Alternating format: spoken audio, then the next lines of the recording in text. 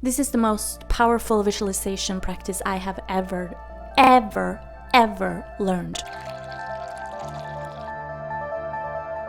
You can actually change the feeling of an old memory. And when you change the feeling of an old memory, when you get triggered in your day-to-day life, you won't react to it. You will be triggered about someone you see, something you hear, something you smell, and your brain will send you different pictures, the new picture you created with this guided visualization practice. And I will give this to you today. It's something I, from the bottom of my heart, can say that changed the perspective I had on many things that has happened in my past. So when you change the feeling of an old memory, it doesn't mean that you're forgetting about it happened. You can't use this on someone to make them forget about something. You can't use this to manipulate. This is a practice you can use to change something that has happened to you, something that might be traumatic, something you think about that hinders you in your day-to-day life. So when you are going around trying to do all your new things and you stop doing it because you get this feeling that you might not be good enough or you might not do it, you can't do it. Sometimes we stop doing things because of an old issue and we don't think it is, but we have our behavior, and when there is triggers that are sending us emotions and visions and pictures in our mind, that can be enough for us to stop doing what we are about to do. That's why that kind of practice can be great to change the feeling of a memory so we can go on in our life. Because when you are just talking about the problem, it will be stronger. The problem, it's good to talk about stuff, but if you're talking about something for 5 or 10 years or 20 years or 30 years, you are not kind of moving yourself in another direction. It's like going to the doctor with a broken leg and talk about the broken leg for years. It doesn't help the broken leg. But if you really want to forget something that has become your belief, something that has become a part of your story, and you identify as that story. So when you meet people, you might tell them about it after a while, because that's how you identify yourself. So you can change that belief system, you can change that memory, and you can go towards the life you want to live, go towards your dreams, and go towards what kind of day-to-day life do you want to have. So as I said, you will not forget it happened. It will be there, but you won't care about it as much. When you get triggered, your brain will send you different pictures, and those pictures are so basic, they're so childish, they're so not triggery, so you won't react to it. Feeling is something that is going in waves in our life. This might work for a couple of years and then you need to do it again. You might try to practice several times and maybe you're not ready to try it. Maybe you will save it for later and try it when you're ready. There is a little disclaimer because you need to be aware that this can trigger feelings and you have to think about that moment before you do it, because that is kind of the practice. You have to think about it and you have to imagine it before you change it, and I will help you change it. First time I tried this practice a couple of years ago. I don't want to go into details, but I had an experience when I was 5 years old, and that was really haunting me. And when I started doing visualizations and starting to take my education in hypnotherapy, that episode grew stronger because I got in touch with my subconscious mind, and all these old and bad experiences came to the surface. And that is really normal when you're healing, because you're suppressing your feelings and trying to forget about them, or thinking they're not as bad as you think, but they could be, especially if that event led to something in your life that didn't uplift you, but it might brought you down in a way. I tried this practice because it still triggered me.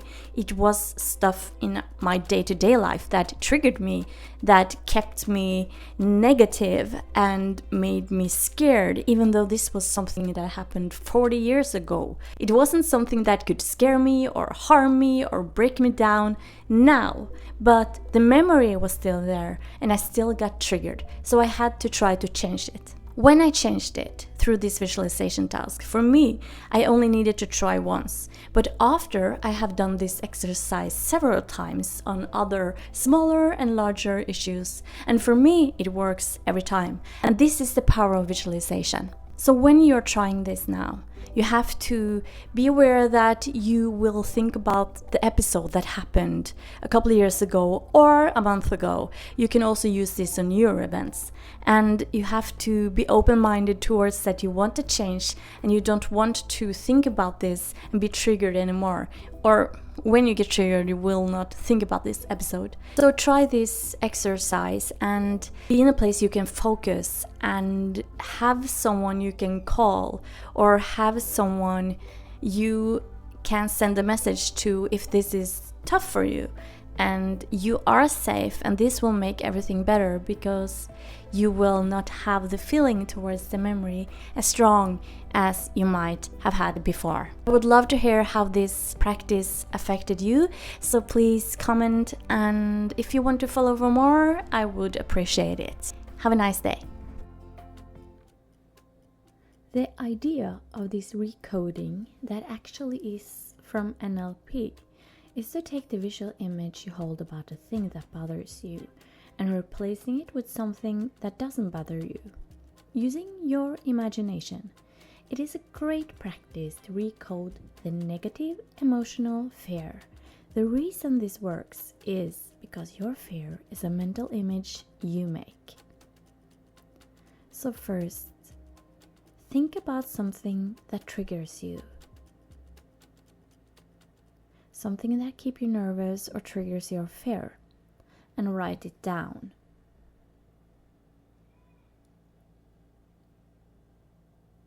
Second, what triggers you when you start to thinking about the object or the fear? What do you see? Where are you? What are you doing? Is there a smell? Is there a sound? Just write it down. Then, you're going to recall the mental picture or movie you see of this memory of fear. What is the picture? What does it look like? Is it a sound or scent? Is it boxed in or fill your entire vision?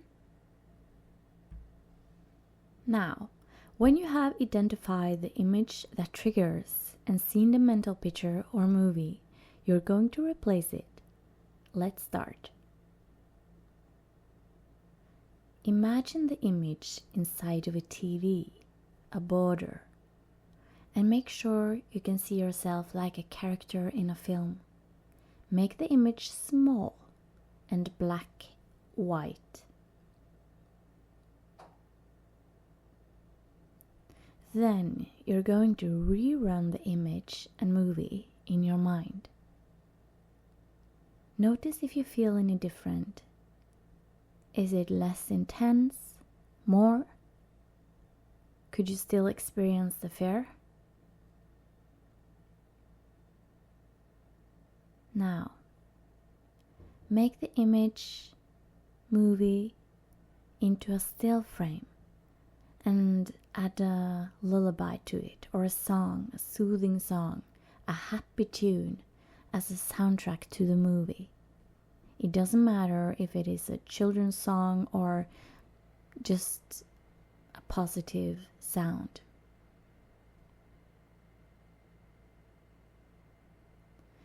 Then, rerun the movie in your head with you as a movie character, with a silly song in a TV frame.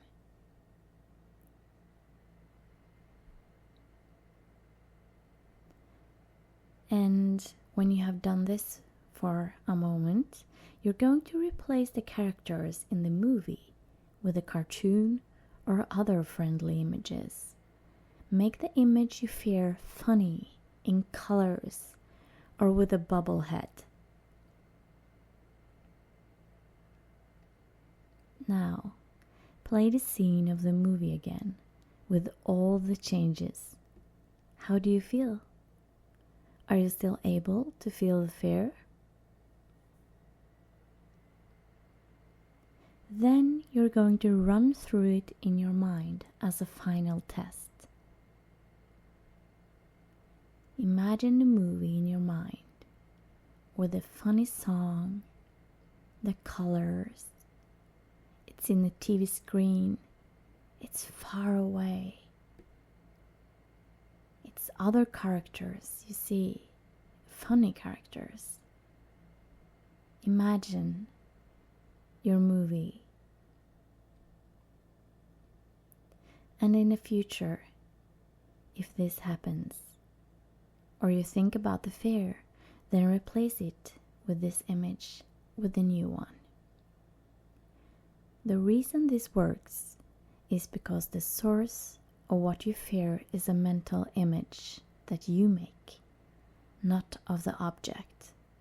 The subconscious mind doesn't know the difference between a real or imagined memory.